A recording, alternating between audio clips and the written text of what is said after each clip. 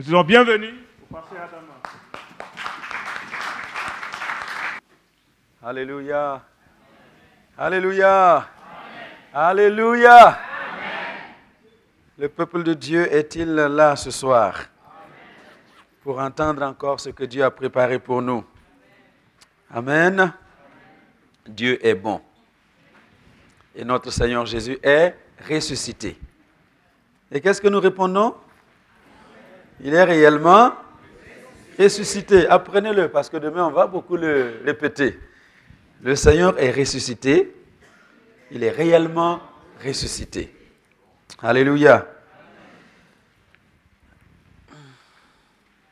J'aimerais souhaiter la bienvenue à chacun d'entre vous ce soir. Y a-t-il quelqu'un qui vient pour la première fois depuis le vendredi? Vous n'avez pas été là vendredi soir, ni ce matin. Ceux qui sont venus pour la première fois. Ah bon. Eh bien, merci beaucoup. Que Dieu vous bénisse. Encore une fois, j'aimerais remercier le pasteur Zida, le couple pastoral, de m'accorder la confiance de vous parler pendant cette convention.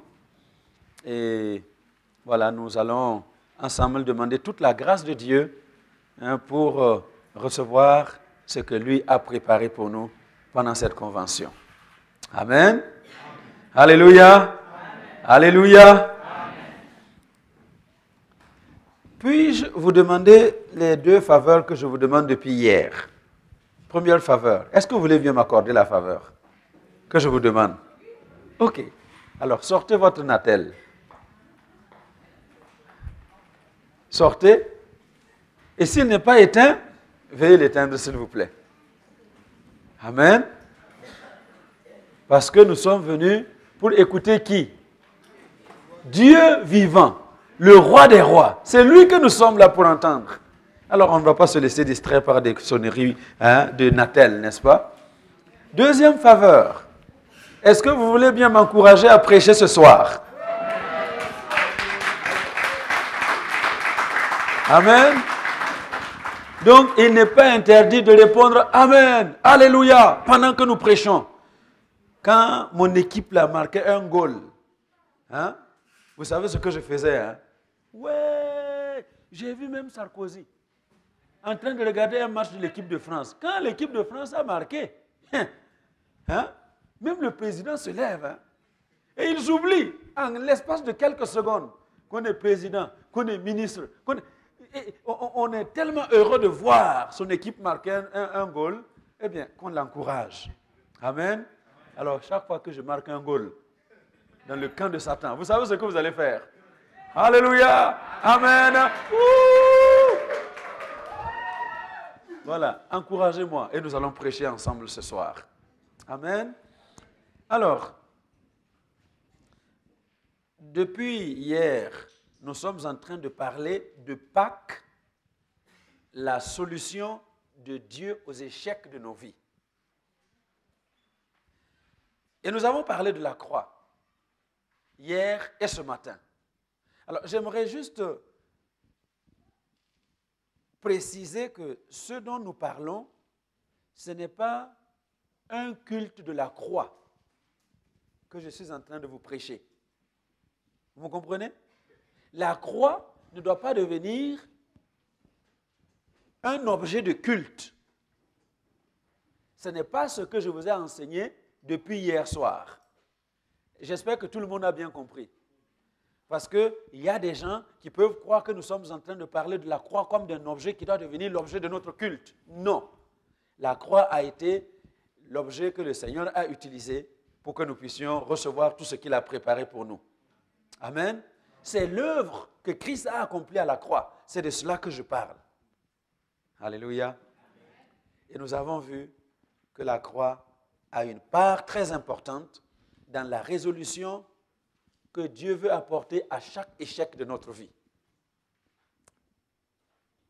Et nous avons vu depuis hier pourquoi c'est vraiment important de nous vanter de la croix, de nous glorifier de la croix. On peut les viser rapidement, les 6 points ensemble. Pourquoi on se glorifie de la croix? Premièrement, parce que la croix était le but pour lequel Jésus est venu sur la terre. Deuxièmement, Dites-moi. La croix nous révèle que le péché est mauvais. Dieu déteste le péché. Troisièmement, la croix nous révèle l'amour de Dieu. Quand nous regardons ce qui s'est passé à la croix, nous voyons l'amour de Dieu pour nous. Quatrième, la croix est la seule source de notre salut. Ce n'est pas la religion, ce ne sont pas nos œuvres, ce ne sont pas nos intentions, ce n'est pas parce qu'on nous a baptisés bébés, c'est seulement l'œuvre qui a été accomplie à la croix du Calvaire qui nous donne le salut. Cinquième, la croix est un lieu de transaction. Ça a été un tribunal où des transactions extraordinaires se sont passées. Et nous avons vu que notre ancienne façon de vivre, notre vie passée, quand on vient à la croix, on l'échange contre la vie nouvelle. Celui qui croit en Christ est une nouvelle créature. Les choses anciennes sont passées. Voici, toutes choses deviennent nouvelles. Amen. Et sixièmement, la croix nous garantit la vie éternelle. C'est une garantie, c'est une assurance. Alléluia. Une assurance. Parce que quand nous achetons quelque chose de valeur, eh bien, on exige une garantie. Et le Seigneur nous dit que nous n'avons pas été rachetés avec de l'or, ni avec de l'argent, mais nous avons été rachetés à un plus grand prix. Nous avons été rachetés avec le précieux sang de Jésus. Amen. Le sang de Jésus, c'est notre garantie. Alléluia. Donc, chaque fois que Satan va te tenter dans les pensées pour dire, est-ce que toi, tu crois que ton histoire là, c'est vrai? Dis-lui seulement, j'ai une garantie, le sang de Jésus. Amen. Et parce que Jésus vit, moi aussi, je vis. Et il nous a mis un cachet, le Saint-Esprit. Il a mis un tampon. Amen. Demande à ton voisin, est-ce que tu as le tampon du Saint-Esprit? Hein? Il y a le cachet. Il nous met un cachet. Et partout où nous passons, on nous reconnaît en tant qu'enfants de Dieu. Alors ce soir, j'aimerais parler d'une parole que Jésus a prononcée sur la croix, et c'est une parole extraordinaire. Dans Jean chapitre 19, verset 30, Jean 19, 30,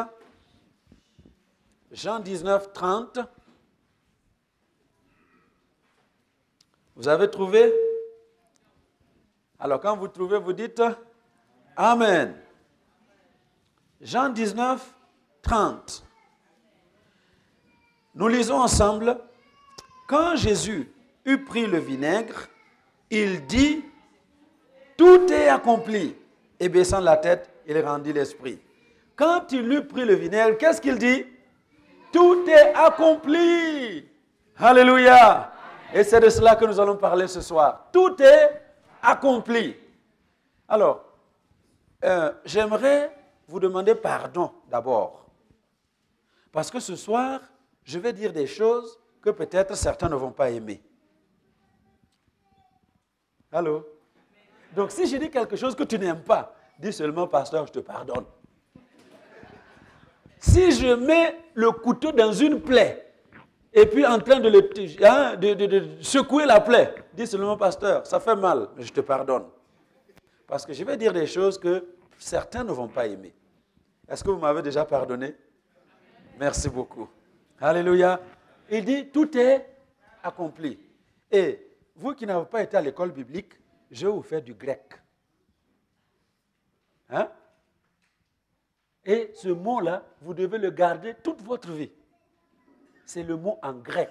Tout est accompli. Vous savez, dans la version là, originale, tout est accompli.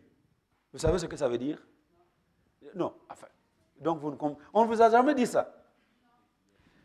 Le terme grec, et nous allons le répéter ensemble pendant longtemps, c'est tétélestai. Tétélestai. Tétélestai. Tétélestai. Un seul mot pour dire tout est accompli. Alléluia. Est-ce que vous voulez le répéter avec moi? Tétélestai. Encore une fois. Tétélestai. 2 fois. Tétélestai. 3 fois. Tétélestai. 4 fois. 5 fois. 6 fois. Et 7 fois. Tétélestai. Tout est accompli. Tout est accompli. Alors, ce terme fait partie des 7 paroles que Jésus a prononcées sur la croix du Calvaire. 7. Il a parlé 7 fois. Et j'aimerais vous dire que pour quelqu'un qui est crucifié, parler est un exercice difficile. C'est pour cela que les gens qui sont crucifiés ne parlent pas beaucoup à la croix. Des deux brigands qui ont été crucifiés avec Jésus, est-ce que vous les avez entendus parler beaucoup? Ils ont parlé chacun une fois. Mais ici, Jésus a parlé jusqu'à 7 fois. Parce que c'était un exercice difficile. Pour parler, c'est un effort. Tu ouvres la bouche et le dos de Jésus qui avait été labouré par ses coups de lanière, de fouet, et tout son corps qui avait été meurtri, contre cette croix rugueuse, chaque fois qu'il essayait de parler, ça faisait très mal. Mais parce que son œuvre devait être accomplie jusqu'au bout, il a fallu qu'il parle 7 fois. Vous voulez savoir quelles sont ces paroles? La première parole, que les 4 évangiles ont relatée. Vous trouverez cette parole dans Matthieu chapitre 27, verset 35, dans Marc 15, 24, Matthieu 27, 35, Matthieu 27, 35, Marc 15, 24, Luc 23, 34, Jean 19, 23. Et cette parole, Père, pardonne-leur, parce qu'ils ne savent pas ce qu'ils font. Vous savez ce que Jésus avait enseigné à ses disciples? Il leur avait enseigné à pardonner les ennemis. Pardonnez vos ennemis. Aimez ceux qui vous haïssent.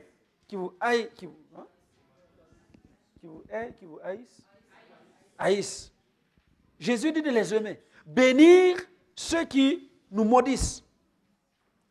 C'est ce qu'il leur avait enseigné. Vous lisez dans Matthieu chapitre 5, les versets 43 à 44, vous allez voir ce qu'il dit. Mais ce Jésus qui leur a enseigné ces choses, est-ce qu'il pouvait retourner auprès du Père sans pardonner à cette foule qu'il a livrée pour être crucifié, sans pardonner à ces soldats qui l'ont maltraité et qui l'ont amené à la croix? Est-ce qu'il pouvait quitter cette terre sans leur donner le pardon qu'il a enseigné à ses disciples? Il ne pouvait pas. C'est pour cela qu'il a rassemblé toutes ses forces et dit, Père, pardonne-leur parce qu'ils ne savent pas ce qu'ils font. Alléluia. Amen. Vous savez, nous autres prédicateurs, nous devons vivre ce que nous prêchons. Alléluia. Amen. Nous devons vivre ce que nous prêchons. Nous devons expérimenter ce que nous prêchons. Je ne peux pas vous prêcher de donner votre dîme si moi-même je ne donne pas ma dîme. N'est-ce pas? Je ne peux pas vous prêcher d'aimer votre prochain si moi-même je ne fais pas l'effort d'aimer mon prochain. Ce matin, je vous ai donné un témoignage de comment nous contribuons à la réalisation de notre convention en Belgique. Et j'ai osé vous dire que moi, j'ai donné 500 € pour la convention en Belgique. Vous croyez que le pasteur est tellement friqué qu'il peut distribuer l'argent comme ça? Non. Dans l'église là que je dirige, j'ai des jeunes gens qui gagnent 4 fois ce que je gagne. Hein? Parce que travailler à Luxembourg, venez voir, hein, les gens gagnent beaucoup d'argent. Il y a des gens qui gagnent 4 fois. Et quand j'ai regardé la liste des contributions, 50 €. Il gagne 4 fois ce que je gagne, il met 50 €, je gagne le quart de ce qu'il a, je donne 500 €. Pourquoi? Là où est ton cœur, là aussi sera ton trésor. Et vous savez pourquoi les gens ne peuvent pas contribuer comme ils devraient contribuer à l'œuvre de Dieu? Eh bien, parce que ces gens-là qui gagnent 4 fois ce que je gagne et qui donnent 50 €, quand je suis allé trouver certains chez eux, ah, quel intérieur! Quel intérieur! Des fauteuils en cuir, de magnifiques choses. Tout est beau, tout est de luxe. Et quelle voiture! Waouh, waouh, waouh! De grosses voitures. Ils roulent dans de belles grosses voitures.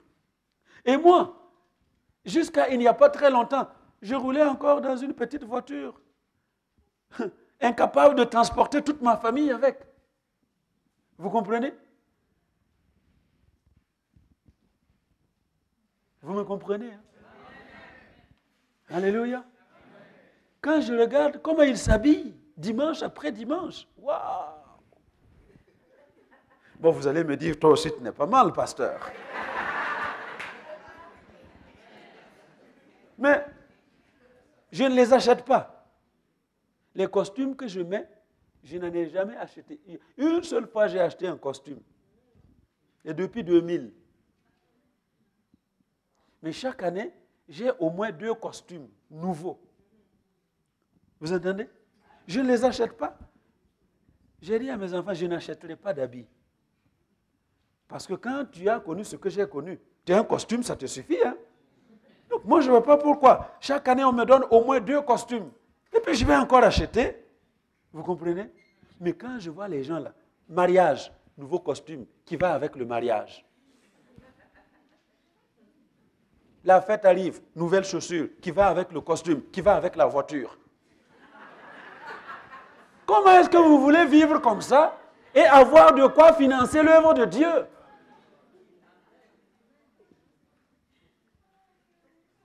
Je vous ai dit ce matin, il n'y a pas longtemps, nous dormions encore sur des matelas. Bon, les enfants, je leur ai promis qu'ils ne manqueront plus jamais de rien. Donc, on leur a acheté des lits. Mais ma femme et moi, nous continuons de dormir sur des matelas. Pourquoi? Parce que nous faisons les choses au fur et à mesure. Bientôt, je vais acheter un magnifique lit pour ma femme. Un grand lit. Mais en attendant, je suis sur le matelas. Je préfère garder 500 € pour donner à l'œuvre de Dieu afin que nous ayons une bonne convention où l'Esprit de Dieu va se manifester que d'acheter un grand lit avec cet argent. Et puis, je fais quoi après? Vous m'entendez bien? Il faut savoir où nous investissons. Demande à ton voisin où est-ce que tu investis ton argent. Où est-ce que tu l'investis? Tu l'investis dans tes costumes?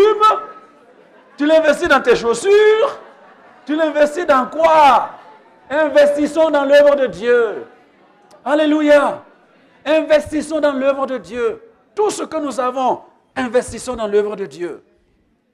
Et vous n'allez jamais le regretter. Je vous ai dit, je n'achète pas de costume. L'argent que je donne, on me retourne ça en costume. On me retourne ça en chaussures. Et pas n'importe quelle chaussure. Hein. Mes enfants le savent. Je leur achète les choses moyennes là. Mais ils refusent de les mettre. Hein. Allez à la ce sont mes cravates qu'ils mettent là, les garçons. Ils mettent mes cravates. Ils disent, mais comment? Toi, tu as des cravates de marque. Et nous, on va mettre des histoires. Non, non, non. Je reviens seulement, je vois, il est en train de jouer, c'est ma cravate. Hein? Avant, c'était les chaussures. Parce qu'on me donne des chaussures terribles. Hein? Et eux, ils sont là avec leurs baskets. Donc, je trouve seulement, ils mettent mes chaussures. Mais Dieu merci, Dieu a fait pousser leurs pieds. Donc, alors, ils ne peuvent plus me piquer les chaussures. Hein? Et là, je suis sauvé. Vous comprenez? Mais Dieu me retourne. Amen. Il me retourne en costume, il me retourne en chaussures, il me retourne en tout. Il m'a même retourné. Je vous ai parlé de... J'avais une petite voiture. Mercedes C200, ce n'est déjà pas petit. Hein? Mais pendant le mois de février, le Dieu fidèle, amen, le Dieu qui nous donne de moissonner quand nous semons dans son champ, pendant le mois de février, en pleine crise financière, économique, là où tout le monde serre la ceinture, quelqu'un m'appelle et dit, viens, j'ai une voiture pour toi. Vous, le chef de Écublanc, vous l'avez vu. Hein? En février, vous avez vu ma belle voiture bleue. Alléluia. Et c'est elle qui est en train de faire le travail de transporter les gens de Luxembourg vers Bruxelles et vice-versa. Amen. Et ce n'est pas tout. Il me dit, non, ta femme, hein, elle aussi, elle mérite quelque chose. Alors, et il me montre une autre voiture. Donc, il me donne une Opel Zafira et il donne à ma femme une Opel Meriva. Nous avons reçu les 2 voitures le même jour, au même moment, parce que Dieu est fidèle. Dieu est fidèle. Ton Dieu est fidèle. tout ce que tu investis dans son champ, eh bien, il te le retourne et il te le retournera bien. Alléluia. C'est pour que nous puissions comprendre où est-ce que nous devons mettre notre cœur. Jésus a appliqué ce qu'il a enseigné. Amen. Alors donc, je nous encourage, nous autres pasteurs. Vivons ce que nous prêchons. Alléluia. Allez, vous ne donnez pas la dîme. Et toi, tu donnes la dîme? Hein? Oui, les offrandes là, il n'y a pas beaucoup. Est-ce que tu donnes les offrandes? Combien tu donnes quand il y a le panier des offrandes? Oui, vous détestez le pasteur. Il faut aimer le pasteur. Est-ce que tu aimes les gens? Vous m'entendez? Nous devons vivre ce que nous prêchons. Ou alors nous sommes des menteurs. Alléluia. Jésus a donné l'exemple. Il a vécu ce qu'il a prêché. Il a démontré ce qu'il a enseigné. Et il se tourne vers son père. Il dit, mon père, j'ai très mal, mais pardonne à ces gens parce qu'ils ne savent pas ce qu'ils font. Ils sont fous. Ils sont fous. Parce que s'ils savaient ce qu'ils faisaient, ils n'allaient pas me crucifier. S'ils savaient qui j'étais, ils n'allaient pas le faire. Mais ils ne savent pas. Vous comprenez? Vous savez, hein, dans votre vie, il y a des gens qui vous maltraitent, qui vous crucifient littéralement, parce qu'ils ne savent pas ce qu'ils font. Demande pardon. Pardonne-leur au nom du Seigneur Jésus. Parce qu'ils ne savent pas ce qu'ils font. S'ils connaissaient ta valeur, s'ils savaient réellement qu'est-ce que Dieu pensait de toi, oh, ils allaient te choyer, ils allaient te faire du bien. Mais ils ne le savent pas. Alors pardonne-leur. Alléluia. Amen. Le mari là qui te fait tellement souffrir, il faut lui pardonner. Il ne sait pas ce qu'il fait. Il ne sait pas qu'à côté de lui, il y a une perle rare.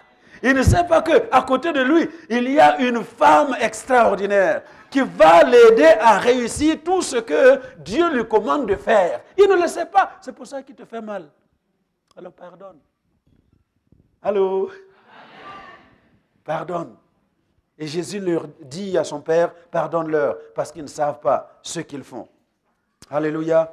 Deuxième parole. Vous trouvez la deuxième parole dans Luc 23, 43. Jésus dit à son Père, malgré la douleur qu'il avait de parler, il dit aux brigands qui étaient en train de lui demander de ne pas l'oublier quand il viendra dans son règne. Il y a le premier brigand qui était en train de se moquer de Jésus. Toi, tu dis que tu es le Fils de Dieu, mais descends de la croix et descends-nous. Et il y a le deuxième qui dit non. Est-ce que tu n'as pas honte? Ça ne te fait rien de mépriser cet homme. Nous méritons ce que nous avons semé. Mais lui n'a rien fait. Et il est crucifié avec nous. Jésus, souviens-toi de moi quand tu viens dans ton règne. Jésus se tourne vers lui et dit, aujourd'hui même, tu seras dans le paradis avec moi. Alléluia. Parce qu'il est venu pour chercher et sauver ce qui était perdu. Quand les pharisiens se plaignaient qu'ils mangeaient avec les gens de mauvaise vie, avec les prostituées, avec les brigands, il a dit à ces pharisiens, ce ne sont pas les bien portants qui ont besoin de médecins, mais ce sont les malades. Je suis venu pour des gens comme les brigands et les prostituées. Il ne pouvait pas rejoindre son père sans dire à ce brigand, eh bien, je t'amène avec moi. Alléluia. Il ne pouvait pas le laisser sans espoir.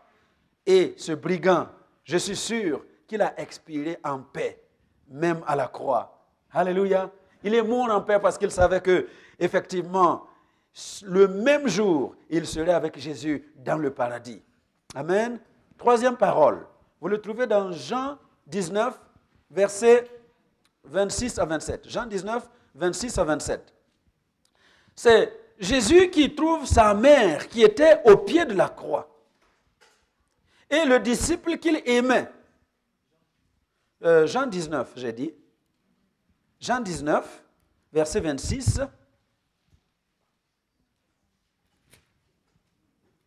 Vous l'avez trouvé, non? Jésus, voyant sa mère, auprès d'elle, le disciple qu'il aimait, dit à sa mère, « Femme, voilà ton fils. » Puis il dit au disciple, « Voilà ta mère. » Et dès ce moment, le disciple l'a pris chez lui. Alléluia. Jésus ne pouvait pas laisser sa mère dans le désespoir. Il ne pouvait pas. Vous comprenez ça? Jésus était soucieux des besoins des gens. Et il savait que déjà le fait que sa mère l'ait vu crucifié dans la souffrance, dans la douleur, ça lui a fait très mal. Quelle est la femme qui va voir son enfant qu'on est en train de découper en morceaux et puis qui va rester froide? Ça fait mal. Vos entrailles se remuent. Vous avez très mal. Et Jésus se rend compte que sa mère avait très mal. Alors il ne pouvait pas expirer sans donner un peu d'espoir à sa mère. Alléluia. C'est pour cela que le disciple qu'il aimait, Jean, sur la poitrine de qui Jean mettait sa tête sur la poitrine de Jésus. Le disciple qu'il aimait était là aussi auprès de la mère de Jésus. Jésus dit, « Femme, voici ton fils. » Et il dit à Jean, « Eh bien, fils, voici ta mère. » Autrement dit, Jean, je te confie ma mère. Prends soin de ma mère. Occupe-toi de ma mère. Viens à son secours. Protège-la quand elle en a besoin. Alléluia. Quelle mission extraordinaire. Il l'a confiée. Parce qu'il se souciait des besoins de sa famille. Et je suis là pour vous dire aujourd'hui, nous devons avoir du souci pour notre famille. Alléluia. Nous devons avoir du souci pour notre famille, quel que soit ce que nous vivons ou ce que nous faisons. La famille a une part essentielle dans l'économie de Dieu. C'est pour cela que l'ordre que Dieu prévoit pour nous, c'est d'abord l'aimer lui. Et après, quand nous l'avons aimé, nous devons aimer notre prochain comme nous-mêmes. Et qui est le plus prochain de chacun d'entre nous? Hein? N'est-ce pas? C'est qui? C'est la famille. C'est mon épouse, c'est ton mari, ce sont nos enfants. C'est eux. Et nous devons les aimer. Nous devons avoir du souci pour notre famille. Allô? Donc ceux qui sont mariés, ayez du souci pour votre épouse. Et les femmes, ayez du souci pour votre mari. Bon, écoutez-moi bien. Surtout, excusez-moi encore une fois. Surtout, vous mes frères, qui épousez des blanches. Je peux parler? Hein? Je peux parler? Vous mes frères là, qui avez marié des blanches. Vous savez que cette histoire-là de vivre en famille est culturelle. N'est-ce pas? C'est culturel. En Afrique, la femme ne marche pas toujours côte à côte avec son mari. Ça, c'est la culture en Afrique. N'est-ce pas? Quand mon père allait au champ, les femmes étaient devant, lui était derrière. Hein? Et on a conduit une délégation de pasteurs de notre pays aux États-Unis pendant les grandes conférences. Et Dieu merci, il y avait leurs femmes. Et pour les conduire, pour aller visiter quelque chose, quel problème? Parce que l'homme est devant. Il ne veut pas que la femme vienne à côté. Mais on est aux États-Unis. Hein? On n'est pas à Ouagadougou. Non, non, l'homme ne veut pas que la femme marche à côté. Parce que c'est culturel. Vous m'entendez bien? Donc, vous venez, vous, noirs comme moi, africains, influencés par cette culture africaine qui ne veut pas que la femme reste à côté de son mari, vous mariez une blanche, et puis maintenant, vous ne voulez pas qu'elle reste à côté de vous, parce que chez elle ici, hein, la femme est au pied de son mari. Le mari est au pied de sa femme. C'est comme ça, non? Dites-moi. C'est ça? C'est vrai. C'est pour cela que vous les voyez. Bon, excusez-moi. Hein. Viens, ma soeur. Voilà. Vous les voyez, hein? Marcher dans la rue, les mariés blancs. Comment ils marchent dans la rue? La main dans la main. Et toi, tu viens, tu prends une blanche, tu dis non, moi je ne te tiens pas la main. Tu vas lui tenir la main. Il faut que tu lui tiennes la main. Parce que c'est sa culture. Hein? Vous m'avez compris? Chez les Blancs ici, ce n'est pas interdit de se faire bisous dans la rue, dehors. Et toi, tu dis, ah, toi, tu sais, moi, je n'aime pas, je ne peux pas faire bisous. Si tu ne voulais pas faire bisous, il ne fallait pas épouser une blanche. Donc, vous là qui avez épousé des blanches, il faut avoir du souci pour votre blanche. Amen. Donc, parce que c'est comme ça. Nous, là, entre nous, quand on sort, hein, on est entre nous là, en train de parler. Et la femme est là, elle court avec les enfants, elle cherche, elle est toujours occupée à quelque chose. Et toi, tu fais quoi? Donc, s'il vous plaît, vous avez épousé une blanche. À partir de cette convention, changez. Il faut oublier vos traditions africaines. Changez. Parce que vous êtes unis à elle pour la vie. Amen. Alléluia. Merci ma soeur. Dieu te bénisse. Alléluia. Amen. Alors, mes sœurs, vous qui avez épousé des blancs, vous croyez que je vais vous laisser, hein? Je ne vous laisse pas. Vous qui avez marié des blancs, tu viens là avec ta tradition africaine. Mes nièces ont téléphoné, elles veulent venir aujourd'hui. Mes cousins ont appelé Danemark, parce qu'on est éparpillés partout. Ils veulent venir. Et puis l'homme te dit, hé, non, on n'a que 2 chambres. Tu veux amener tout ça? Oui, et il n'aime pas ma famille. Il aime ta famille, mais chez lui, ce n'est pas comme ça. Alors, à partir de cette convention, mes sœurs, changez. Votre histoire là d'Afrique, il faut l'oublier. Ça, c'était bon pour Douala. C'était bon pour Matadi, pour Luanda, pour Ouagadougou, pour Libreville, Cotonou. C'était bon là. Ici, c'est fini. Si tu as marié un blanc, comporte-toi en blanche. Alléluia. Amen. Vous m'avez compris, hein? À partir de cette convention, ça doit être la convention du changement. Parce que les choses anciennes doivent passer afin que les choses nouvelles commencent dans notre vie. Alléluia. Ayez du souci pour votre famille. Amen. Je suis content parce que vous ne me lapidez pas encore. Alléluia. Bon, je conclus avec ce chapitre. Quand je parle de blanc et de blanche, aujourd'hui, ça n'existe plus. Il y a des noirs plus blancs que des blancs. N'est-ce pas? Ils sont nés ici, ils ont grandi ici, ils ne savent rien de votre histoire là d'Afrique. Et toi, tu arrives, tu dis, ah, moi je suis Mouleba, il faut que tu me fasses le foufou. Elle va te faire le foufou comment? Elle ne connaît pas. Ayons du souci pour notre famille. Alléluia. Hein? C'est ça, hein? Mes soeurs là. Toi, tu sais faire le foufou. Toi. Oui. Tu ne sais pas faire le foufou. Maintenant, un jeune Congolais qui vient, qui te prend et dit, oui, moi, je mange le foufou tous les jours. Tu dois me faire le foufou. Tu vas faire comment? Vous allez vous... Alléluia. Donc, comprenons que le souci que nous avons doit être placé sur notre famille. Amen. 4e parole. Ça me fait peur parce que je n'ai même pas commencé la prédication. Bon, allez, je vous donne les autres et puis on va... la 4e parole se trouve dans Matthieu 27, 46, Marc 15, 34. Hein, c'est quand Jésus s'écrie, mon Dieu, pourquoi m'as-tu abandonné? Là-bas, sabachthani. Et puis, dans Jean 19, 28, il dit, j'ai soif. Nous l'avons lu tout à l'heure. Et dans Luc 23, enfin, Jean 19, 30, tétélestai, ce qui nous préoccupe ce soir.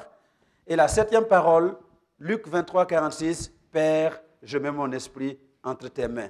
Donc, le tétélestai, c'est cette parole qui a été prononcée au milieu de ces 7 paroles que Jésus a prononcées sur la croix.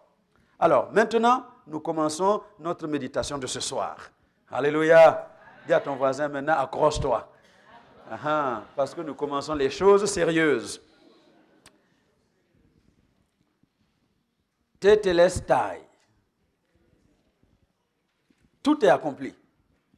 Les Grecs, ils aimaient beaucoup dire plusieurs choses avec un seul mot. Ils aimaient beaucoup ça. Et ils ont un temps qu'ils appellent le parfait. Et le parfait donne une dimension extraordinaire au verbe. Parce que nous connaissons le passé. Le passé décrit une action qui a été, une action déterminée qui s'est passée dans un temps déterminé. Il est passé, il est passé. À midi, nous avons mangé des pâtes. C'est ce que vous avez mangé? C'était bon, mais c'est passé.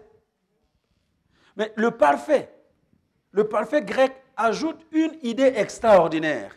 Et voici l'idée. L'idée, c'est que l'action s'est passée dans le passé, mais ce n'est pas fini.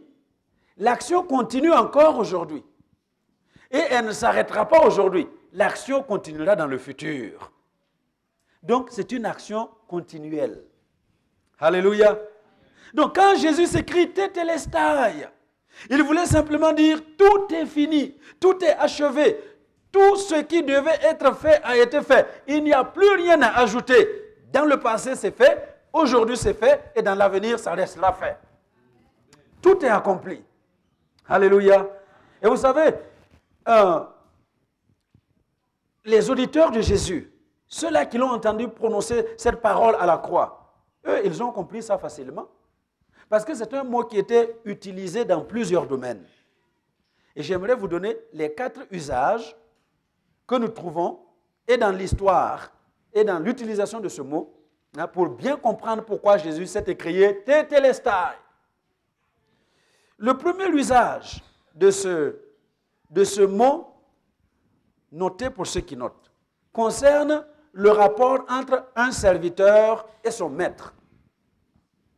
Un serviteur et son patron. Alors, quand un maître envoyait son esclave accomplir une certaine tâche, dès que l'esclave a fini d'accomplir toute la tâche qui lui a été demandée, il revenait auprès de son patron et il se mettait à genoux et disait « Tetelestai » pour dire « Patron, ce que tu m'as donné de faire, je l'ai fait et j'ai tout fait jusqu'au bout. » Alléluia.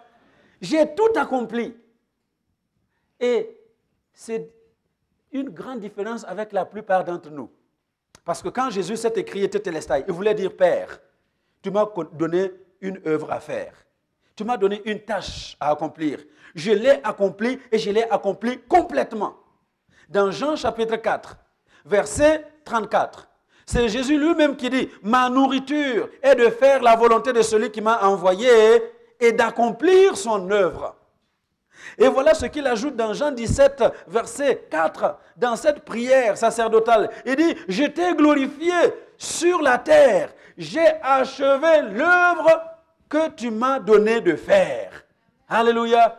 Eh bien, quand il s'est écrié sur la croix du calvaire, c'était pour dire, Père, oui, j'ai achevé cette œuvre. Je n'ai rien laissé à moitié. Tout ce que tu m'as ordonné de faire, je l'ai fait. Alléluia.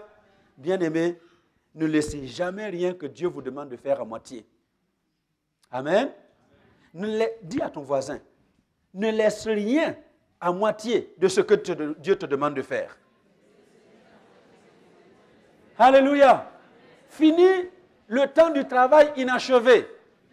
Dans mon pays, on dit, on t'envoie enterrer un mort. Et puis tu enterres le mort, tu laisses les pieds dehors. Hein? Ça, c'est pour qualifier ceux qui sont les spécialistes des œuvres inachevées. Vous lui confiez une tâche. Et puis, il ne fait jamais cette tâche-là. Il va courir à autre chose, à beaucoup de choses. Et vous savez, dans l'Église, nous courons derrière beaucoup de choses inutiles. Nous ne savons pas nous concentrer sur l'essentiel. Si on t'a confié une tâche, occupe-toi de cette tâche, accomplis-la parfaitement. Alléluia. Si ta tâche, c'est chanter, apprends à chanter. Alléluia. Si ta voix est comme ma voix, va à l'école de chant. Je ne vais pas là-bas parce que ce n'est pas mon travail de chanter. Hein? Apprends à chanter. Et puis quand tu commences à chanter, les gens vont dire, aïe, aïe, aïe. Ça, c'est, voilà quelqu'un qui sait ce qu'il fait. Amen.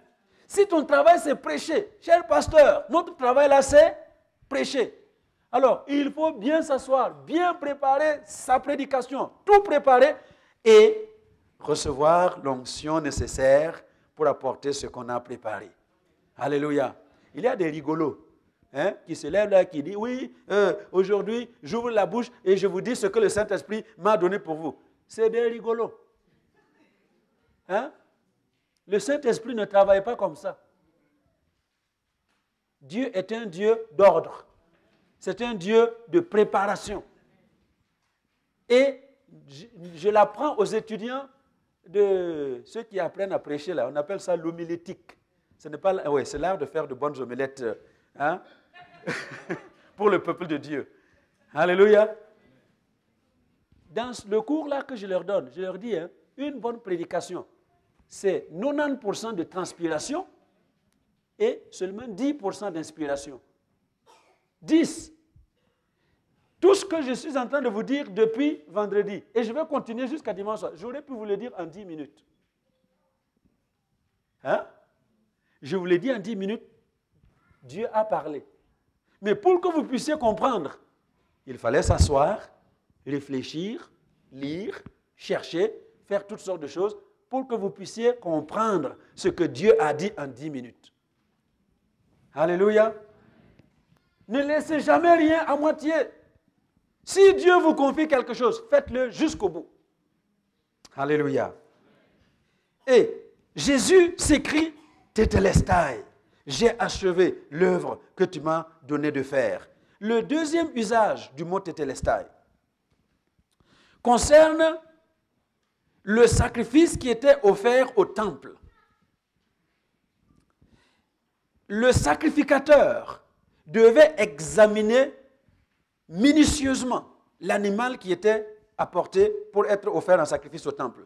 Dans Lévitique chapitre 22, verset 20, Moïse explique au peuple de Dieu que quand on amène un animal, ça peut être une brebis, ça peut être un agneau, ça peut être un bœuf, ça peut être du petit bétail ou de gros bétail, quel que soit ce que vous apportez, ça doit être un animal mâle. Un mâle, sans défaut. Et c'est seulement quand on le constate sans défaut que le sacrifice peut être agréé. Et au verset 20, il dit, vous n'en offrirez aucune qui ait un défaut, car elle ne serait pas agréée. Donc, quand le sacrificateur, quand l'Israélite apportait son sacrifice pour être offert sur l'autel des holocaustes, le sacrificateur examinait minutieusement. Il regardait de la tête aux pieds, de haut en bas. Il examine l'animal pour s'assurer qu'il n'y a pas une seule tache, un seul défaut. Et quand il a fini d'examiner et il trouve qu'il n'y a pas de défaut dans l'animal, il s'écriait Tétélestai. Alléluia. Ton animal est parfait, il est sans défaut, il peut être offert, il peut être agréé. Et quand Jésus s'est écrié sur la croix, Tétélestai, il s'est présenté comme l'agneau de Dieu qui ôte le péché du monde. L'agneau sans défaut, l'agneau qui n'a commis aucun péché. C'est ce qu'il voulait dire. Alléluia. Tétélestai. Ça, c'était le deuxième usage. Troisième usage du mot concerne le rapport entre un débiteur et son créancier.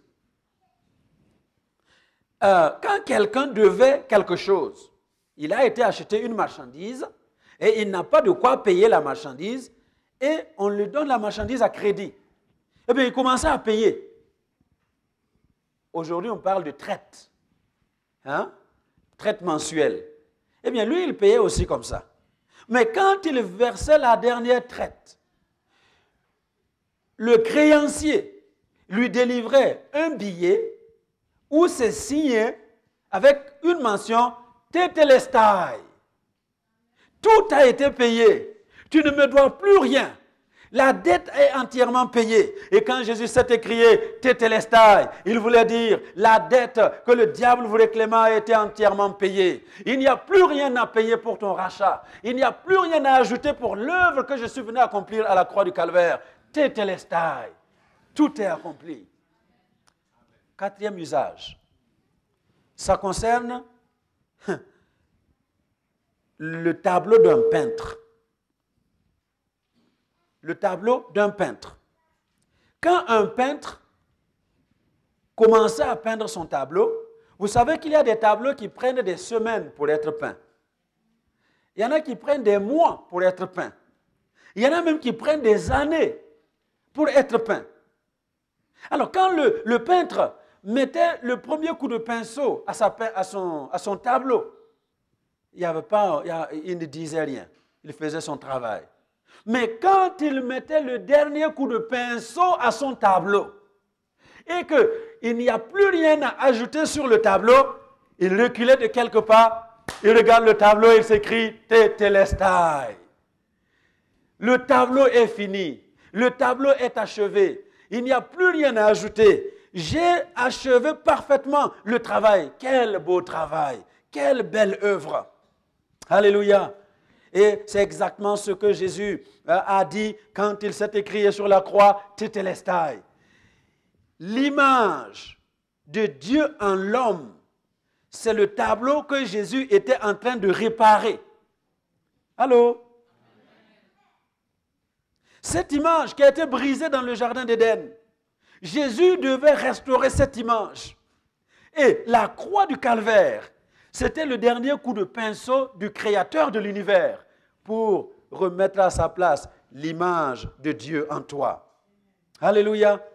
Vous savez, dans l'Ancien Testament, il y a eu plusieurs symboles qui étaient des coups de pinceau du créateur pour restaurer l'image de l'homme. Il y a eu plusieurs symboles. Déjà, quand Adam et Ève ont péché dans le jardin d'Éden, eux, ils se sont couverts, ils ont couvert leur nudité avec quoi? Des feuilles. Et quand Dieu a prononcé les malédictions qui accompagnaient le péché, qu'est-ce que Dieu a fait pour eux? Dieu a tué un animal. Dans Genèse 3, 21, Dieu tue un animal. Il prend la peau de cet animal pour couvrir la nudité d'Adam et Ève. Et vous savez bien que l'animal qui a été déjà tué dans le jardin d'Éden, c'était le symbole de l'agneau de Dieu qui allait être offert un jour pour que cette image soit totalement restaurée. Alléluia. Abraham, dans Genèse 22, verset 13, quand il voulait porter le coup de couteau sur son fils, Dieu lui a dit, Abraham, Abraham, ne touche pas à l'enfant parce que j'ai vu maintenant que tu m'aimes. Abraham dépose le couteau et qu'est-ce qu'il voit? Dans les buissons, il voit un bélier qui était retenu par les cornes. Abraham a pris le bélier et il a offert un sacrifice. Le bélier qu'Abraham a offert un sacrifice, c'était déjà le symbole qu'un jour, le Fils de Dieu allait venir et qu'il allait être offert en sacrifice pour que l'image de Dieu en toi puisse être restaurée. C'était des coups de pinceau du Créateur. Alléluia. Dans le livre de l'Exode, on en a parlé hier, chapitre 12, verset 3, quand ils ont offert l'agneau pascal, l'agneau qu'ils ont offert pour que l'ange de la mort passe outre leur maison. Alléluia. Vous m'entendez ce soir? L'agneau qu'ils ont sacrifié pour que l'ange de la mort passe au-dessus de leur maison. Est-ce que vous comprenez ça? C'est extraordinaire. Il y a plusieurs maisons. Hein? Et l'ange qui devait apporter la mort sur chaque premier-né, quand elle arrive là, oh, il y a le cachet. Alléluia. Il y a le cachet du sang de Jésus à la porte. Il dit non, non, je ne peux pas toucher. Il passe. La maison à côté, le premier-né meurt. Et puis l'ange continue de voler. Elle arrive là, quelque part, il y a le cachet. Ah non, non, ici je ne peux pas. Elle passe dessus. Tu as besoin d'un ange qui va passer au-dessus de ta maison aujourd'hui. Alléluia. Nous en avons tous besoin. Et le sang de Jésus est justement ce sang qui nous permet d'être préservés. Alléluia. Il nous permet d'être préservés. Et l'agneau qui a été offert, c'était déjà un symbole qu'un jour, à la croix du calvaire, le Fils de Dieu allait donner son sang qui va nous permettre d'être épargnés de toutes les agressions du diable. Amen. Un autre symbole, la manne qu'ils ont mangée dans le désert. La manne était le symbole du pain de vie qui allait venir. Dieu allait pourvoir un pain que vous allez manger et vous n'allez plus jamais avoir faim. C'est Jésus, ce pain de vie. C'était des coups de pinceau du divin créateur pour restaurer l'image de Dieu en toi. Mais aucun coup de pinceau, jusqu'ici, n'a été suffisant pour restaurer l'image de Dieu. Mais à la croix du Calvaire, alléluia, à la croix du Calvaire, quand le Fils a offert son sang, quand il s'est donné lui-même, parce qu'il fallait absolument du sang pour que nous recevions le pardon de Dieu, et qu'il a accompli tout ce qu'il devait accomplir, il s'est tourné vers le ciel et s'est écrié « Tetelestai ». C'était le dernier coup de pinceau du divin Créateur pour que ton image soit restaurée. Alléluia. Et c'est seulement à partir de ce moment que tu peux avoir une image parfaite, une image restaurée. Alléluia. Et Jésus dit, je suis satisfait. Je suis satisfait de ce travail. Tout est accompli. Il n'y a plus rien à ajouter. L'image de Dieu en l'homme a été restaurée. L'image de Dieu en la femme a été restaurée. Alléluia. Maintenant, quand je regarde ma sœur, je me vois. Ça, c'est ce que Dieu dit, hein, puisque l'image a été restaurée. Avant, quand je la regardais, je voyais autre chose. C'est vrai, hein?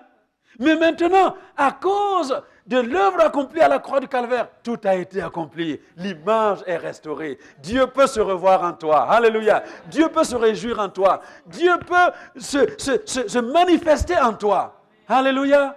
L'image a été restaurée. Et ce soir, je l'ai dit ce matin, je le répète, c'est important que nous reflétions l'image de Dieu. Partout où nous sommes, nous devons refléter l'image de Dieu. Amen. Quand tu marches dans la rue, les gens doivent voir en toi l'image de Dieu. Demande à ton voisin, quand tu marches, hein, qui est-ce qu'on voit? Il faut lui demander. Demande à ton voisin, quand tu marches, qui est-ce qu'on voit? Est-ce qu'on voit Dieu ou est-ce qu'on voit un démon?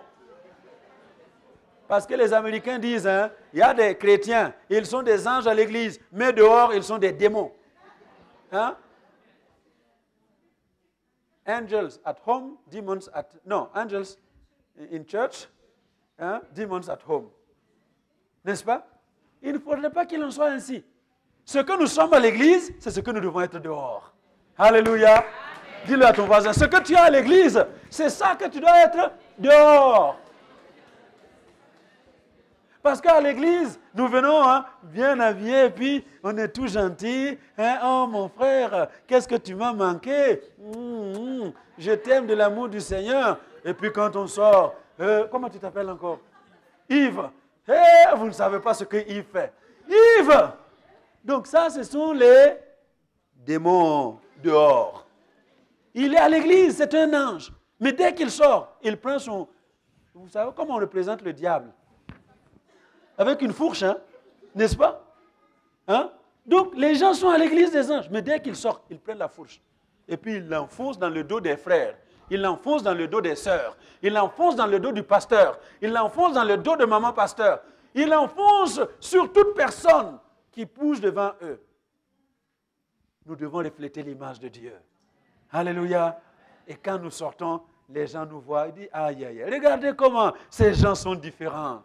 Amen. Est-ce que vous n'aimeriez pas, quand vous êtes dans un service, vous n'avez même pas ouvert la bouche, vous n'avez rien dit à personne, et on commence à vous dire, mais pourquoi toi tu es comme ça? Toi tu n'es pas comme les autres. C'est comme ça que nous devions être. Nous n'avons pas besoin de... Vous savez, je ne mets jamais les histoires là, de ictus sur la voiture, de, je ne sais pas, tous les signes ostentatoires que les chrétiens mettent pour montrer qu'ils sont chrétiens. Je ne mets jamais ça. On n'a pas besoin. Ce que tu es, ça doit se voir. Alléluia. Il y en a un qui a mis comme ça. Hein? Si tu aimes Dieu, derrière sa voiture, klaxonne. Si tu aimes Dieu, derrière la voiture, klaxonne. Et en partant aux vacances, hein, mon professeur de l'école biblique, il suivait cette voiture. Et puis il s'arrête au feu. Et lui fait pam, pam, pam, pam, pam, pam, parce que lui, il croit en Dieu. Pam, pam, pam, pam. Et puis l'autre, il sort le doigt. Vous savez comment ils font là? Il dit, mais, hein, il fait d'abord comme ça. Il voit que l'autre le regarde, il sort le doigt. Donc voilà comment les gens disent. Hein. Si tu es chrétien, klaxonne. Et tu oublies même que tu as mis ça derrière ta voiture. Alors, on n'a pas besoin de tout ça. Ce que nous sommes, ce que nous présentons dans la ville, ce que nous présentons sur notre lieu de travail, ça doit montrer que nous sommes des chrétiens. Alléluia. Ça doit montrer que nous sommes des chrétiens. Un jour à Ouagadougou, j'étais allé pour assurer ma voiture. Je ne savais pas que dans le bureau de l'assurance, il y a un certain monsieur qui se faisait appeler pasteur. Un des fidèles là de Ouagadougou. Et tout le bureau l'appelle pasteur, pasteur. Mais il n'avait pas de comportement de pasteur. Parce que lui, il est dans les cabarets avec ses copains après. Il fait des choses. Et il se dit, appelez-moi pasteur. Et puis, je ne savais pas que dans le bureau, on me connaissait. Parce qu'avec les émissions de télévision, on vous connaît partout. Donc, j'ouvre le bureau et j'entends seulement du fond du bureau quelqu'un qui dit, le vrai est là. Bon, et tout le monde me regarde. Le vrai est là. Alors, je fais mon astuce, je dis, mais qu'est-ce que c'est que cette histoire du vrai? Et puis, on me souffle, hein, celui-là qui est ici, hein, il dit qu'il est pasteur. Mais ce n'est pas un pasteur, c'est toi le vrai. Alléluia. Alors, donc, cher pasteur, qu'on nous appelle monsieur le révérend pasteur, ça ne nous change rien. Si on nous appelle Kofi, sans ajouter rien, ça ne nous fait rien. Si on nous appelle Calais, il y a des chrétiens qui disent Calais. Si on nous appelle comme ça fait quoi? Ça ne change rien. Ça enlève l'onction. Non. Alléluia. Ça ne nous fait rien. Le pasteur, ça se voit. Alléluia. Ce n'est pas parce que je vais vous dire, je suis le révérend pasteur Wedaro Adama, il faut m'appeler. Ça ne fait rien. N'est-ce pas? Je suis l'évangéliste international. Appelez-moi évangéliste international. Un évangéliste, ça amène des âmes. Un évangéliste, ça fait quoi? Ça évangélise, ça amène des âmes. Donc ce n'est pas parce qu'on va te dire évangéliste que tu es évangéliste. Alléluia. Donc tu dois d'abord amener les âmes. Et les gens vont dire, hey, ce monsieur-là, hein, c'est un évangéliste. Hein? Alors moi, je suis le prophète. L'apôtre intel.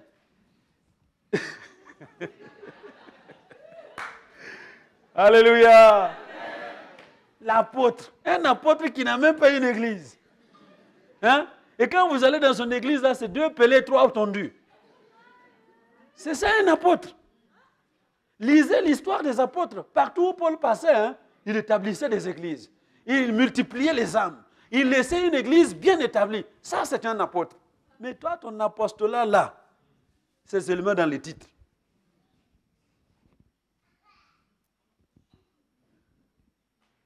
Vous ne me lapidez pas encore?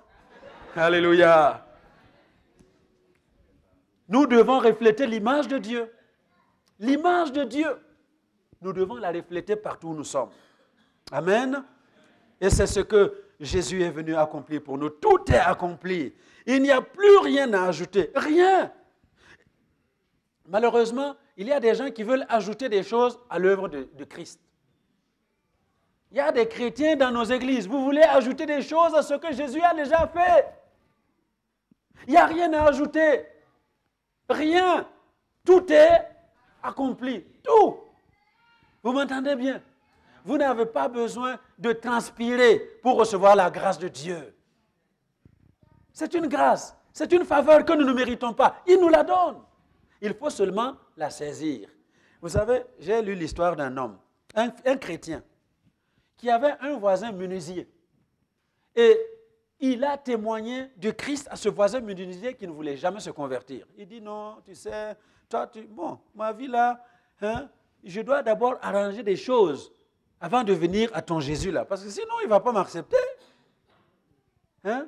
Je dois d'abord arranger des choses. Il y a combien de chrétiens qui veulent arranger des choses avant de venir? Il n'y a rien à arranger. Viens tel que tu es.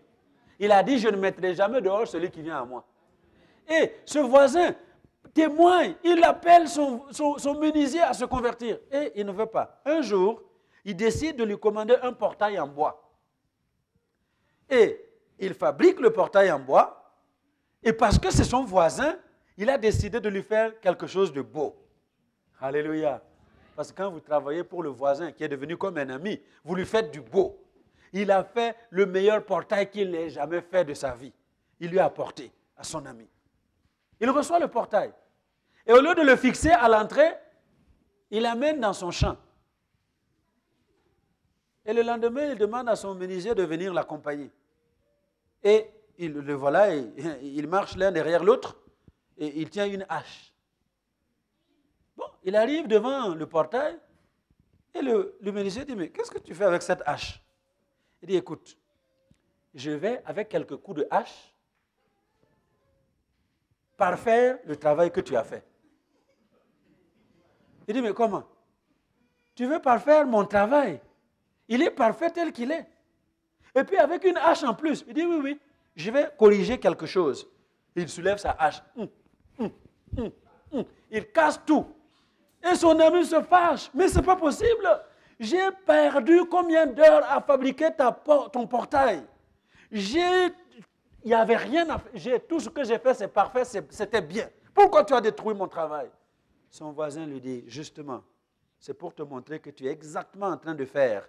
Avec l'œuvre de Jésus à la croix, c'est ce que tu fais. Tu es en train de détruire l'œuvre de Jésus à la croix. Tu veux d'abord réparer des choses avant de venir à lui. Tu ne peux pas réparer quoi que ce soit avant de venir à Jésus. Viens à lui tel que tu es, aujourd'hui. Alléluia. Ce que Jésus a accompli est parfait. Amen. Il n'y a rien à ajouter. Tout ce qu'il a accompli est parfait. C'est pour cela qu'il s'est écrié Tetelestai. Il s'est écrié Telestai. Tout est accompli. Amen. Alors, et vous qui notez qu'il y a 3 choses principales qui ont été accomplies le jour où Jésus a lancé ce cri. 3 choses, 3 grandes choses. Vous savez que dans la vie, il y a des choses que nous faisons qui ouvrent la porte à beaucoup d'autres choses. Vous êtes d'accord? Hein? Quand vous voulez assurer votre voiture, qu'est-ce que le courtier vous demande? Quel type d'assurance vous voulez? Hein? Quel type d'assurance? Et puis alors, le type d'assurance que vous voulez, assurance routière, etc. Vous dites non, ce que je veux, hein, c'est Casco. Je veux le Casco complet.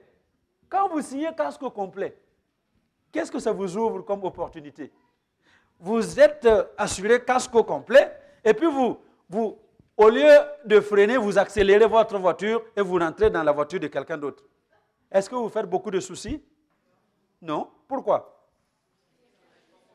Hein? Mais si vous étiez seulement assuré bizarrement, vous alliez commencer à transpirer. Casque complet, ça vous ouvre la porte à beaucoup d'autres choses. De la même manière, ce que Jésus a fait à la croix nous donne 3 choses principales qui nous ouvrent la porte à de grandes choses.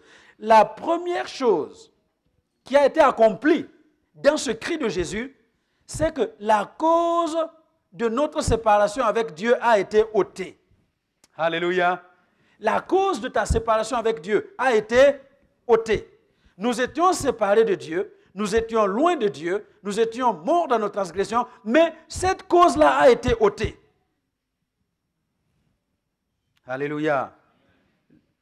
Et cette cause, c'est le péché. Le péché est expié. Notre péché a été rendu pur, purifié. Christ nous purifie dans sa mort. Hébreux chapitre 1er, verset 3, nous dit qu'il a fait la purification de nos péchés et il s'est assis à la droite de la majesté divine dans les lieux très hauts. Première chose. Donc, le péché est ôté. Alléluia. Ce qui t'empêchait d'accéder à Dieu est ôté. Et la victoire sur le péché nous donne la victoire sur nos 3 grands ennemis. Une fois que le péché est ôté, il y a 3 ennemis qui ne peuvent pas rester dans notre vie. Vous m'avez compris? Alléluia. C'est ce qu'on appelle, dans les jargons militaires, les dégâts collatéraux. Hein? Les dégâts collatéraux. Vous savez, maintenant, là, les militaires sont tellement forts et l'armement est tellement extraordinairement fait. Et ils savent, s'ils veulent bombarder un pasteur ici, vous avez déjà vu des choses, hein, n'est-ce pas? Le missile part et puis il vient atterrir ici, boum. Et le pasteur qui est visé, il meurt. Mais vous, là, vous serez où? Ah! Vous serez où? Mort. Vous faites partie de ce qu'on appelle les dégâts collatéraux. Ce n'est pas vous qu'on a cherché, mais la personne qu'on a cherchée, hein, ça vous a atteint. Alors, quand Jésus a ôté le péché, eh bien, il y a 3 choses qui ne peuvent plus rester collées à nous à cause du péché qui n'est plus dans notre vie. Première chose, c'est la maladie. Vous savez pourquoi on est malade? C'est le péché qui a amené la maladie. Vous êtes d'accord? Alors, maintenant que le péché n'est plus là, est-ce que la maladie doit rester? Elle n'a pas le droit de rester.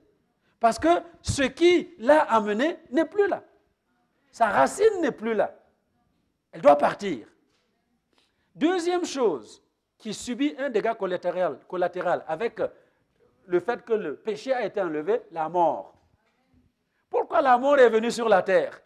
À cause du péché. Le jour où tu vas pécher, tu mourras. Maintenant que le péché est ôté, est-ce que la mort peut rester? La mort part. Alléluia. Troisième chose qui a trouvé aussi sa fin dans notre vie parce que le péché a été ôté, c'est le diable lui-même. Satan ne peut pas s'agripper à autre chose qu'au péché. Vous m'entendez? Satan ne peut pas s'agripper à autre chose qu'au péché. Donc, quand quelqu'un vous dit, il y a les démons qui font ci, s'il n'y a pas de péché dans ta vie, aucun démon ne peut y entrer. La seule porte par laquelle ils entrent, c'est le péché. C'est le péché. Mais une fois que le péché est ôté, les démons doivent partir. Alléluia. Donc, si vous vous sentez tourmenté par quoi que ce soit aujourd'hui, un esprit mauvais, eh bien, confessez le péché là que tu connais. Il faut le confesser. Tu connais. Tu sais par où il est entré. Allô? On le sait. Confesse-le. Et le démon doit partir. Il ne peut pas rester. Alléluia. Satan a été réduit à rien parce que le péché a été ôté de la vie de l'homme. Amen. Ça, c'était la première chose principale. Deuxième chose principale qui a été accomplie dans le cri de Jésus, Tétélestai, c'est parce que l'accès à Dieu est désormais ouvert. Alléluia. L'accès à Dieu est désormais ouvert. Dans Matthieu 27, versets 50 à 54, nous lisons que le jour où Jésus est mort sur la croix, quand il a expiré, qu'est-ce qui s'est passé dans le temple? Le voile du temple s'est déchiré de haut en bas. Et le voile du temple était le symbole de cette séparation qui existait entre nous et Dieu. Il n'y avait que le grand souverain sacrificateur qui pouvait accéder dans le lieu très saint. Et il pouvait y entrer seulement une seule fois par an. Une seule fois. Et il n'y entrait pas n'importe comment. Il y entrait avec du sang d'animaux pour lui-même, pour la purification de ses propres péchés. Et du sang pour la purification des péchés du peuple. Et s'il ne se purifiait pas avant d'entrer, il mourait. C'est pour cela que au pied du souverain sacrificateur était attachée une longue corde et au bas de sa robe, il y avait des clochettes et dès qu'il sortait, le peuple poussait de grands cris parce que le grand souverain sacrificateur n'est pas mort. Il est vivant, il est sorti. Mais s'ils font plusieurs jours sans le voir, ils commencent à tirer la corde. on sait qu'il est mort. Et on tire son cadavre, parce que son cadavre ne peut pas rester dans le lieu très saint. Donc, le voile était le symbole de cette séparation. Nous ne pouvions pas accéder à la présence de Dieu. Mais quand Jésus est mort à la croix du Calvaire, ce voile est déchiré. L'accès de Dieu est ouvert. Nous pouvons entrer dans sa présence. Et vous vous rappelez qu'au jardin d'Éden, quand Adam et Ève ont péché et ont été chassés du jardin, qu'est-ce que Dieu a fait? Il a mis des chérubins devant la porte du jardin avec des épées flamboyantes pour empêcher à l'homme de retourner dans le jardin d'Éden. Mais quand Jésus s'est écrié Tétélestai et que le voile s'est déchiré, les chérubins se sont retirés de devant le jardin d'Éden. Alléluia. L'accès à Dieu est désormais possible. Amen. On n'a plus besoin de sacrifice. Regardez dans Hébreux. Hébreux 10.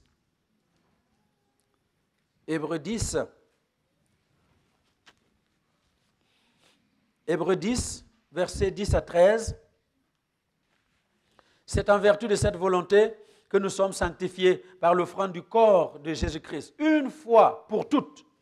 Verset 11. Et tandis que tout souverain sacrificateur fait chaque jour le service et offre souvent les mêmes sacrifices qui ne peuvent jamais ôter les péchés, lui, Jésus donc, après avoir offert un seul sacrifice pour les péchés, s'est assis pour toujours à la droite de Dieu, attendant désormais que ses ennemis soient devenus son marchepied. Alléluia!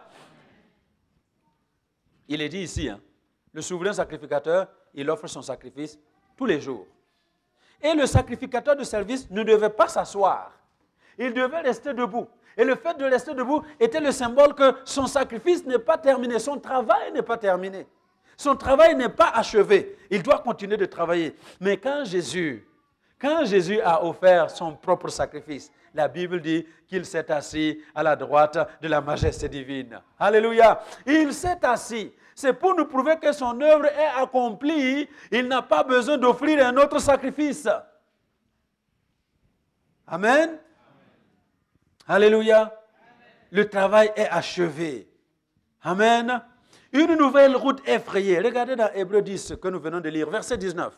Il dit ainsi donc, frères, puisque nous avons au moyen du sang de Jésus une libre entrée dans le sanctuaire par la route nouvelle et vivante qu'il a inaugurée pour nous au travers du voile, c'est-à-dire de sa chair, il y a maintenant, nous dit Hébreux, une route nouvelle et vivante qui a été ouverte. Alléluia. L'entrée du sanctuaire est ouverte. Nous pouvons accéder à la présence de Dieu. Alléluia. Ça, c'est une chose essentielle, de pouvoir accéder à la présence de Dieu parce que le péché a été ôté. Amen. Troisième chose principale qui a été accomplie dans ce mot que Jésus a prononcé, c'est que nous sommes acceptés de Dieu. Alléluia. Amen. Dis à ton voisin, Dieu t'accepte tel que tu es. Dites à l'autre voisin, Dieu t'accepte tel que tu es. Vous savez pourquoi? Parce que nous pouvons avoir la porte de la maison de quelqu'un ouverte. D'accord? L'accès est ouvert. Je peux entrer dans sa maison. Mais maintenant, être accepté de cette personne, c'est une chose. C'est une autre chose, n'est-ce pas? Avoir la porte de quelqu'un ouverte et être accepté par cette personne, c'est deux choses différentes. Mais Jésus, par sa mort à la croix, nous a ouvert l'accès au trône de Dieu. Et quand nous entrons dans la présence de Dieu, nous n'avons pas de soucis à nous faire parce que Dieu nous reçoit. Il nous accepte dans sa présence. Alléluia. Alléluia. Dieu nous accepte dans sa présence. Oh, j'aime ce Seigneur. J'aime un tel Seigneur. J'aime mon Sauveur. Parce qu'il m'ouvre la porte de la présence de Dieu. Et quand je vais dans la présence de Dieu, il me permet d'être accepté par le Seigneur lui-même, assis sur son trône. Alléluia. Non seulement il a ouvert l'accès, mais nous pouvons être acceptés. Vous m'entendez bien? Nous pouvons être acceptés. La Bible dit, dans 1 Pierre, chapitre 3, versets 18 et 19, Il dit que Jésus, qui a été offert à la croix, et le voile s'est déchiré, pour montrer que l'entrée du sanctuaire est ouverte, et que nous pouvons maintenant accéder à Dieu pour être acceptés. Dans ce passage, il est dit que Jésus est allé jusqu'aux enfers. Alléluia. Il est descendu jusqu'aux enfers. Pourquoi faire? Pour prêcher aux incrédules du temps de Noé. Ce n'est pas pour qu'ils se convertissent, hein, parce qu'ils ne peuvent plus se convertir. Il est descendu jusqu'aux enfers pour proclamer à ces gens-là, vous n'avez pas voulu écouter Noé, hein? Vous n'avez pas voulu écouter Moïse et les prophètes. Voici ce qu'ils disaient, je suis là. J'ai été sur la croix. J'ai accompli tout ce qui devait être accompli. Et tous ceux qui ont cru en mon nom, ils ont la vie éternelle. Il a été proclamé ça dans les enfers. Et vous savez que dans l'Ancien Testament, on parlait du séjour des morts. Le séjour des morts avait deux parties. Il y a la partie où ceux qui meurent en craignant Dieu, ils vont dans ce qu'on appelle le sein d'Abraham. Et ceux qui meurent impies, ils allaient où? Dans le lieu où il y a des tourments et des grincements de dents. Vous lisez Luc 16. Hein? Vous voyez la parabole de Lazare et du mauvais riche. Quand Lazare est mort, les anges l'ont transporté où? Dans le séjour des morts, mais pas n'importe où, dans le sein d'Abraham. Et quand le riche est mort, les anges l'ont transporté où? Non, les démons. Hein? Ce sont ses serviteurs qui l'ont amené. Ils sont venus le prendre et l'ont amené dans leur sein. Là où il y a des grincements de dents et des pleurs. Dans le lieu de tourment. Et cet homme-là, il lève les yeux, il voit Lazare qui est en paix dans le sein d'Abraham. Il dit, Père Abraham, demande à Lazare de tremper son doigt dans l'eau et de venir seulement toucher le bout de ma langue parce que je brûle cruellement. Abraham lui dit, c'est impossible. Donc, dans le sein d'Abraham, il y avait, dans le séjour des morts, il y avait le sein d'Abraham, et puis là où il y avait les tourments. Donc, Jésus est allé là. Il a proclamé à ces gens-là qui étaient dans les tourments, qui ont rejeté le message de Noé. Il leur a dit, vous n'avez pas écouté, me voilà. Et il dit à ceux qui ont refusé d'écouter Moïse et les prophètes, me voici, j'ai triomphé, et regardez ce que je vais faire. Il se tourne maintenant vers le sein d'Abraham. Alléluia. Il va dans le sein d'Abraham. Il dit, Abraham, mon ami, viens. Il prend Abraham avec lui. Il arrive là. Isaac, sors. Il prend Isaac avec lui. Et puis il arrive. Joseph, lève-toi. Il prend Joseph avec lui. Et puis il prend Noé. Viens Noé. Il prend Noé avec lui. Et il prend Moïse. Moïse, viens avec moi. Et dans le sein d'Abraham, il a pris tous ceux qui étaient enfermés là et il les a amenés à sa suite pour être assis à la droite de la majesté divine. Alléluia. Il est descendu pour parfaire son œuvre, pour accomplir son travail, parce qu'il ne pouvait pas laisser ces gens dans ce lieu. Amen. Tout est accompli. L'accès de Dieu est ouvert. Tu peux entrer dans la présence de Dieu. Alléluia. Tu peux entrer dans la présence de Dieu. Parce que Jésus dit dans Jean chapitre 15, versets 13 à 15, il dit à ses disciples, vous n'êtes plus mes serviteurs, je vous appelle des amis. Alléluia. Et il ouvre l'accès de Dieu à ses amis. Il n'y a plus d'inimitié entre nous et Dieu. Nous pouvons accéder à la présence de Dieu. Amen. Regardez dans Hébreux 10. Hébreux 10, versets 21 à 22. Et puisque nous avons un souverain sacrificateur établi sur la maison de Dieu, approchons-nous donc avec un cœur sincère, dans la plénitude de la foi, les cœurs purifiés d'une mauvaise conscience et le corps lavé d'une eau pure. Il dit, approchons-nous avec sincérité de la présence de notre Dieu. Amen. Et regardez ce qu'il dit dans le même livre des Hébreux au chapitre 4. Hébreux 4, verset 14 à 15. Hébreux 4, versets 14 à 16, il dit donc ainsi, puisque nous avons un grand souverain sacrificateur qui a traversé les cieux, Jésus, le Fils de Dieu, demeurons fermes dans la foi que nous professons. Verset 15. Car nous n'avons pas un souverain sacrificateur qui ne puisse compatir à nos faiblesses. Au contraire, il a été tenté comme nous en toutes choses, sans commettre de péché. Verset 16. Approchons-nous donc avec assurance du trône de la grâce, afin d'obtenir miséricorde et d'être secourus dans tous nos besoins. Alléluia. Approchons-nous du trône de la grâce de Dieu ce soir, afin d'être secourus dans tous nos besoins. Nous pouvons être secourus dans tous nos besoins. Nous avons de l'assurance parce que Dieu vient rencontrer nos besoins. Alléluia. Nous pouvons donc nous approcher avec assurance, avec foi. C'est cela que je vais vous demander de faire ce soir. Approchez-vous du trône de la grâce. Ne regardez pas à ce que vous avez fait de mal, parce que personne ne peut prétendre mériter quoi que ce soit dans la présence de Dieu. C'est une grâce qu'il nous fait ce soir. C'est une faveur qu'il nous fait ce soir. Tu peux venir à lui tel que tu es ce soir pour recevoir par la foi le secours que tu as besoin de lui. Alléluia. Alléluia. Tout est accompli. Tout est accompli. Notre Seigneur est victorieux et il nous donne la victoire et il veut que tu aies la victoire. Cette Pâque, ça va être la Pâque de la décision pour chacun d'entre nous. Ça doit être la Pâque d'un changement complet sur chacun d'entre nous.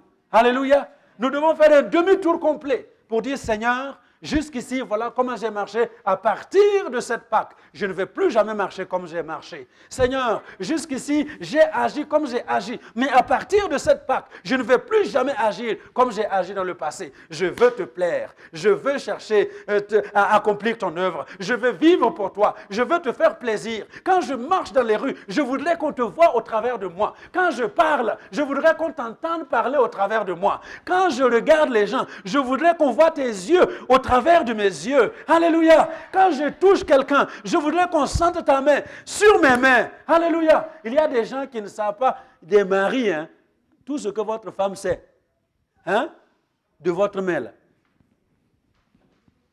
Votre main, vos mains, vos mains, vos mains. Il y a des femmes, tout ce qu'elles connaissent de ce qu'il y a dans la main de leur mari, ce sont les coups de poing. Les 5 ministères. Vous savez, il y a des maris spécialistes des 5 ministères. Hé, toi, où est-ce que tu étais? Et puis quoi? Et là? Non. Dans tes mains, ta femme doit trouver Jésus. Alléluia. Chère femme, dans vos mains, votre mari doit trouver Jésus. Alléluia. Dans votre comportement, vos enfants doivent trouver Jésus. Mais toi, j'avais un collègue comme ça, pasteur, Donc, chacun de ses enfants, vous êtes des démons, vous êtes des si, vous êtes... qu'est-ce que c'est que ces enfants? Ils parlent comme ça, ces enfants. Et les enfants, dehors, ils disent, hey, papa, il se dit pasteur, mais... D'accord, Mais les gens doivent nous voir. Ils doivent voir Jésus au travers de nous. Nos enfants doivent voir Jésus au travers de nous. Alléluia. Tu dis que tes enfants sont des démons, Satan les transformera en démons. Et c'est toi qui vas pleurer. Il ne faut jamais dire de mauvaises choses sur vos enfants. Jamais. Dieu ne nous a pas donné des démons. Il nous a donné une bénédiction. Chaque enfant que Dieu nous a donné est une bénédiction. Alléluia. Chaque enfant que Dieu t'a donné est une bénédiction. Il t'a confié un trésor. Et il a dit à Abraham, je te bénis et toutes les nations de la terre seront bénies en toi. Je bénirai ta postérité. Comment est-ce que Dieu va bénir des démons? Non. Donc, ne dis jamais de telles choses à tes enfants. Alléluia. Même s'ils sont bizarres. Regarde-les, tu leur dis simplement, aujourd'hui vous êtes comme ça, mais demain ça va changer. Parce que je prie pour vous. Et mes prières ne sont pas vaines. Dieu ne laisse jamais les prières des parents à terre. Dieu les reçoit toujours et les honore. Alors continuons de prier et nous verrons la grâce de Dieu. Tout est accompli. Tetelestai, tetelestai, tetelestai, tetelestai, tetelestai, tetelestai. Tout est accompli. Soyez bénis au nom de Jésus. Alléluia.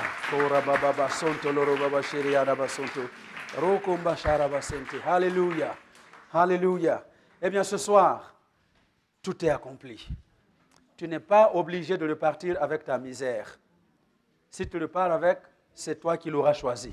Tu n'es pas obligé de repartir avec ta maladie. Si tu repars avec, tu l'auras choisi. Tu n'es pas obligé de repartir avec la malédiction. Parce que Christ a tout accompli. Alléluia. Tu n'es pas obligé de partir pauvre. Alléluia. Ah, ça, c'est ce que j'aime. Parce que je déteste la pauvreté. Je refuse la pauvreté. Je maudis la pauvreté. Et je lui dis, hein, c'est fini. Tu oublies mon adresse. Amen. Tu oublies mon adresse. Pourquoi? Parce que Dieu nous a sauvés pour que nous soyons abondamment bénis. Alléluia. Donc, tu n'es pas obligé de le partir avec. C'est pourquoi ce soir, j'aimerais que nous prions pour que Dieu vous donne la santé pour ceux qui sont malades. Ce que vous attendez de Dieu, qu'il vous le donne. Parce qu'il dit, hein, fais de l'Éternel tes délices. Et il va te donner quoi? Ce que ton cœur désire. Alléluia. C'est ça qu'il va te donner. Amen. S'il te donne quelque chose qui ne ressemble pas à ce que ton cœur désire, ah, ça, ce n'est pas de Dieu. Amen. Alléluia. Vous savez, hein? Enfin, on va prier pour ça. Et nous allons prier pour ceux qui veulent entreprendre. Parce que j'ai appris qu'en Suisse, ici, il y a un problème. Il y a un problème avec le travail. Et le travail, hein, les gens ont des horaires carabinés. Je ne sais pas si vous comprenez mon français. Un horaire carabiné. Donc, vous ne pouvez pas contrôler votre horaire. Hein? Non. Hein? Mais c'est pour cela que certains qui auraient dû être à la convention ne sont pas là. Hein? Moi, j'aimerais prier que Dieu vous donne vos propres entreprises. Pourquoi il faut toujours que vous, les enfants du roi des rois, vous continuez de travailler pour les païens des païens? Vous me comprenez? Pourquoi nous, on doit toujours aller négocier le travail avec les fils du diable? Est-ce que vous n'avez pas assez de vivre des choses comme ça? Pourquoi? Mais Dieu doit aussi, doit nous donner l'intelligence pour que nous puissions créer des choses qui vont nous propulser et nous amener à employer des gens. Et nous allons prier pour ça ce soir. Amen. Alléluia. Et Dieu vous donnera l'intelligence. Dieu vous ouvrira des créneaux pour que vous puissiez entreprendre et être bénis dans ce pays. Alléluia. Nous allons prier ce soir. Je suis heureux d'avoir mes collègues qui sont là. Je vous ai dit ce matin que l'onction est ici. Alléluia. Vous voulez le répéter avec moi? L'onction est ici. Alléluia. L'onction est ici. L'onction est ici. Parce que Dieu est ici. Alors, et là où Dieu est, il te donne une solution. Amen. Alors, merci, chers collègues. Nous allons prendre le temps de prier pour les gens. Amen. Nous allons prier pour les gens. Alors, si vous avez besoin de prier, vous êtes malade, vous allez venir, on va prier pour vous. Vous avez un problème, quel que soit le problème, notre Dieu est le Dieu qui apporte une solution à chacun de nos problèmes. Vous m'entendez bien? Alléluia. Il n'y a que ceux qui ne le comprennent pas qui meurent avec leurs problèmes. Mais venez. Et ne vous dites pas, mais moi je viens toujours. Et le problème continue. Justement, parce que le problème continue, viens. Tu dois toujours venir jusqu'à ce que le problème parte. Amen. Donc tant qu'il est là, si on appelle, viens. N'aie pas honte. Hein? Qu'est-ce qui est honteux? Hein? Au Burkina, pendant une réunion comme ça, Dieu parle, parce que Dieu parle. Hein? Et il dit, il y a un homme dans la salle là qui est impuissant. Un homme qui est impuissant. Est-ce que vous croyez que Dieu peut résoudre un problème d'impuissance chez un homme? Il peut. Parce que quand Dieu parle, il a déjà préparé le moyen pour que tu sors de ton problème. Et puis la personne est là, je vais me lever et tout le monde va savoir. Non. So what? Quel est le problème? Si les gens savent que tu es impuissant et l'instant d'après, Dieu t'a guéri et il te voit avec des enfants plus tard. Où est le problème? Vous préférez que les gens continuent c'est au contraire, en ce moment-là, qu'ils vont se moquer de toi parce que tu ne vas pas te marier, tu ne vas pas avoir des enfants. Et c'est là qu'on va le savoir. Alors, c'est maintenant qu'il faut le faire. Hein? Dans la même réunion, Dieu a parlé. Il a dit, hein, il y a quelqu'un. Il y a 2 jeunes gens. Bon, excusez-moi les expressions, parce que je ne sais pas quoi trouver pour vous donner ce que je veux dire. D'accord, hein? Il y a 2 jeunes gens qui ont couché ensemble hier soir. Qu'ils se lèvent, Dieu va leur pardonner. Qui va se lever? Qui? Il n'y a personne. Et puis tout le monde est là. Alors, le pasteur, ça c'est un ami à moi, c'est un vrai ami. Hein? Et je connais son ministère. Et il dit aux gens de fermer les yeux. Parce que Dieu lui a dit, demande-leur de fermer les yeux, je vais te montrer qui c'est. Et tout le monde ferme les yeux. Et Dieu lui montre une fille. Il part, il voit la fille, il dit, hé, avec qui tu as couché hier soir? Et puis elle se réveille, parce qu'elle avait les yeux fermés, elle dit, oui, c'est vrai. C'est vrai. Mais avec qui? Avec tel frère. Quelqu'un qu'il était en train de préparer pour entrer dans l'intercession, parce qu'il prie pour les malades, pour qu'ils viennent l'assister dans la prière pour les malades. C'était ce quelqu'un-là. Il dit, mais mon frère, c'était un gendarme en plus. Mais qu'est-ce que c'est que cette histoire? Dieu parle et toi tu ne te lèves pas. Allez, viens. Et Dieu leur a pardonné et les a rétablis. Vous m'entendez? Donc Dieu parle ce soir. Ne reste pas avec ton mal, viens. Parce que quand Dieu parle, c'est pour te faire du bien. Donc si vous êtes malade, ne restez pas assis. Si vous avez, quel que soit votre problème, ne restez pas assis ou assise, venez. Et si vous voulez entreprendre, vous voulez quitter le cycle de travail pour quelqu'un d'autre, vous voulez aujourd'hui, à partir de cette Pâque-là, aussi avoir l'intelligence de créer quelque chose dans cette Suisse qui va marcher. Ça va marcher. Venez, on va prier pour vous. Amen. Et puis, si Dieu nous montre autre chose, on le dira. Alléluia. L'équipe de louange est partie. Voilà. Donc, je vous invite, pour ceux qui veulent la prière, venez. Messieurs et mesdames les pasteurs, s'il vous plaît, venez ici. Encore une fois, ils ont l'onction. Ne choisissez pas quelqu'un qui doit prier pour vous. Parce que l'onction est là pour nous tous. Amen. Donc, si Dieu vous envoie vers un tel pasteur, une telle pasteur, laissez qu'il prie pour vous. Vous allez recevoir la solution à votre problème. Alléluia. Venez s'il vous plaît. Venez, venez. Venez.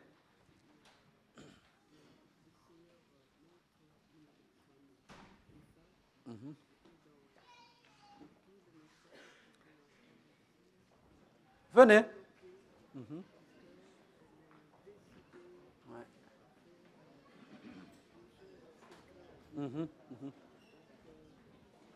Ok, je vais le dire. Merci. Est-ce que quelqu'un du service d'ordre peut nous aider avec ces belles fleurs? C'est beau, mais pour le moment, si on peut les bouger, merci. Voilà. Alors, est-ce que le service d'ordre peut encore bien aligner les gens pour que la prière se passe dans l'ordre? Dieu est un Dieu d'ordre. C'est bon, merci. Merci. Alléluia. Alors, il y a particulièrement une dame qui avait décidé dans son cœur de commettre quelque chose de très grave et vous êtes en train de vous battre avec cette idée. Je vous inviterai à vous lever, à venir pour que nous puissions prier particulièrement pour vous. Amen. Et avancez, avancez. Voilà, messieurs les pasteurs, prions avec foi et je sais que le Dieu qui a tout accompli au travers de Jésus à la croix va accomplir le miracle pour ta vie. Alléluia, alléluia, alléluia, alléluia, alléluia, alléluia. Tout est accompli. Soyez bénis. Merci Seigneur. Nous pouvons prier.